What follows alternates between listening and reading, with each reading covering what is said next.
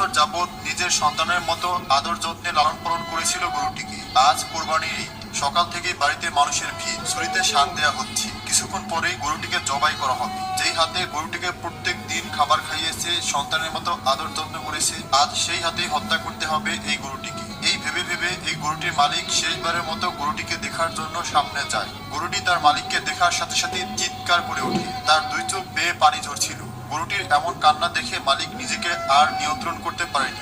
দৌড়ে আসে গরুর সামনে। এমন হৃদয় বিদারক দৃশ্য দেখে গরুটির মালিক তার সিদ্ধান্ত বদলে নেয়। তিনি সকলকে বলে ওঠেন, অনেক হয়েছে, আর না, এই গরুটিকে আমি বেঁচে থাকতে হত্যা করতে দেব না। তখন সেখানে থাকা সকলে বলে ওঠে, কি পাগলের মতো বলছেন আপনি? এটা তো মহান আল্লাহ তাআলার হুকুম, আপনি কেন বাধা দিচ্ছেন? তখন গরুটির মালিক কেঁদে কেঁদে বলে ওঠে, মহান আল্লাহ তাআলার হুকুম আমি অবশ্যই পালন করব, তবে এই গরুটির উপরে নয়। আমি এখনই অন্য একটি গরু কিনে আনবো এবং মহান আল্লাহ তাআলার হুকুম পালন করে সেটিকে কোরবানি করব, কিন্তু এটিকে নয়। তখন সমস্ত মানুষ জিজ্ঞেস করে, আপনি কেন এমনটি বলছেন? কেন এই গরুটিকে আপনি কোরবানি দিতে রাজি হচ্ছেন না? এই কথা শুনে গরুটির মালিক চোখ দিয়ে পানি ছড়ায় এবং বলতে শুরু করে, মা মরা এই গরুটি জন্মের সময় তার মাকে হারায়। প্রচন্ড অপুষ্টিতে ভুগছিল। জন্মানোর পর কোনো নড়াচড়া হচ্ছিল না। সবাই বলছিল মায়ের সাথে সাথে বাচ্চাটিও হয়তো গর্ভেই মারা গেছে। কিন্তু একটু পরেই তার হাত পা নড়ে ওঠে। আমরা আশার আলো দেখতে পাই। পছন্দের বিশাল বড় গরুটি মারা যাওয়ার পর তার শেষ চিহ্নটিকে বুকে জড়িয়ে সেদিন আমরা অনেক কান্না করেছিলাম। অন্য গাভীর দুধ কিনে এনে নিজ হাতে ফিডারে করে নিজের সন্তানের মতো বাচ্চাটিকে দুধ খাওয়াতাম,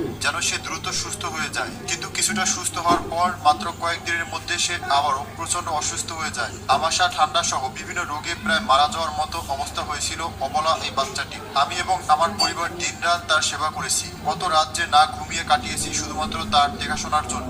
নিজের ঘরে এনে তাকে রেখেছিলাম। সেবারের মতো সে ধীরে ধীরে সুস্থ হয়ে যায়। কিন্তু বিপদ যেন কোনোভাবেই মামরা বাচ্চাটির পিছু ছাড়ছিল না। একদিন মাঠে ঘাস খাওয়ার অবস্থায় হঠাৎ দৌড়ে সে মেইন রাস্তায় চলে যায় আর ভয়ানকভাবে রোড অ্যাক্সিডেন্টের শিকার হয়। কিন্তু তখনও আল্লাহর অশেষ মেহেরবানিতে সে প্রাণে বেঁচে যায়। খুব কাছ থেকে তার সেবা যত্ন করে তাকে সুস্থ করে তুলেছিলাম আমরা। আর এভাবেই ধীরে ধীরে সে আমাদের এতটা আপন হয়ে গেছে যে তাকে আমরা নিজের আপন সন্তানের চেয়েও কোনো অংশে কম মনে করি না। আর সেও ছোট থেকেই আমাদের নিজের বাবা মা মনে করে, নিজের পরিবার মনে করে। কারণ অবুঝ এই বাচ্চাটি জানে না তার মা আর পৃথিবীতে নেই। সে যখন প্রচন্ড অসুস্থ হয়েছিল তখন ডাক্তার তাকে খাওয়ানোর অনেক চেষ্টা করলেও সে কারো হাতে খেতে চাইতো না, যতক্ষণ পর্যন্ত না আমি তাকে খাইয়ে দিতাম। সে আমাদেরকে এত মায়া আর ভালোবাসায় জড়িয়েছে যা কখনোই ভুলে যাওয়া সম্ভব নয়। তাকে আমরা নিজের আপন সন্তানের মতো আদর যত্নে বড় করেছি। কখনো ভাবিনি এমন একটা দিন দেখতে হবে। এমন ভয়াবহ দিনের জন্য মোটেও প্রস্তুত ছিলাম না। যেখানে আমি নিজ হাতে সেবা যত্ন করে ভয়ানক বিপদ থেকে তার জীবন বাঁচিয়েছি, সেখানে আমি নিজেই কিভাবে তার গলায় ছুরি চালাবো? আমি নিজের হাতে কিভাবে আমার সন্তানের মতো লালন পালন করা এই প্যারেন্টের গলায় ছুরি চালাবো? আমার পক্ষে কোনোভাবেই সম্ভব নয়। মা মরা এই বাচ্চাটির জীবনে অনেক কষ্ট করেছি।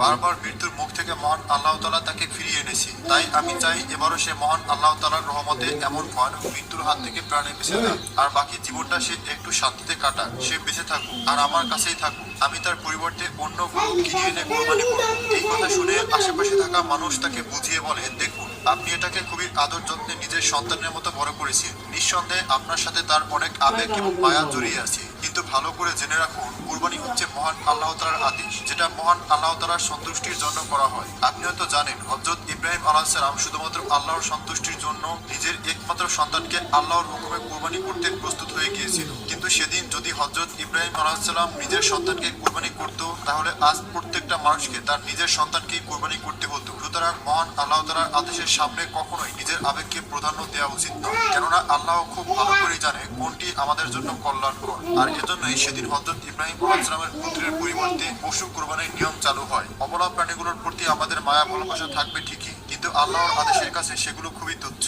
কোরবানি মানে ত্যাগ। আল্লাহর হুকুমে সমস্ত আবেগ, ভালোবাসা, মায়া, অর্থ ত্যাগের নামই হচ্ছে কোরবানি। আপনি যেহেতু এই গরুটিকে কোরবানির উদ্দেশ্যে রেখেছিলেন, তাই এই গরুটিকেই কোরবানি করুন। হয়তো এটাই আল্লাহর ইচ্ছে, কেননা এর মাধ্যমে মহান আল্লাহ তাআলা দেখতে চান আপনি তার জন্য কতটা ত্যাগ স্বীকার করতে পারেন। হয়তো আল্লাহর তরফ থেকে আপনার জন্য এটাই কোনো পরীক্ষা। না হলে কেন মামরা বাচ্চাটি এত বিপদ অতিক্রম করে এই দিনের জন্য বেঁচে থাকবে? আর কেনই বা আপনাদের সাথে এত মায়া জড়াবে? তাই আপনি যদি মহান আল্লাহ তাআলাকে ভালোবেসে থাকেন এবং প্রকৃত মুসলমান হয়ে থাকে, তাহলে মহান আল্লাহ তাআলার সন্তুষ্টির জন্য আপনার নিজ হাতে লালিত পালিত এই পশুটিকে কুরবানি করা উচিত। তখন তিনি কুরবানির আসল উদ্দেশ্য বুঝতে পারে এবং নিজের সিদ্ধান্ত পরিবর্তন করে আর নিজের সন্তানের মতো আদর যত্নে বড় করা পশুটিকে কুরবানি করতে রাজি হয় এবং কুরবানি করে।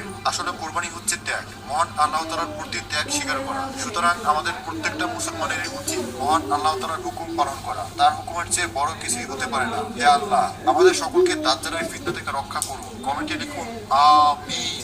ভিডিওটিতে লাইক করুন। ধন্যবাদ।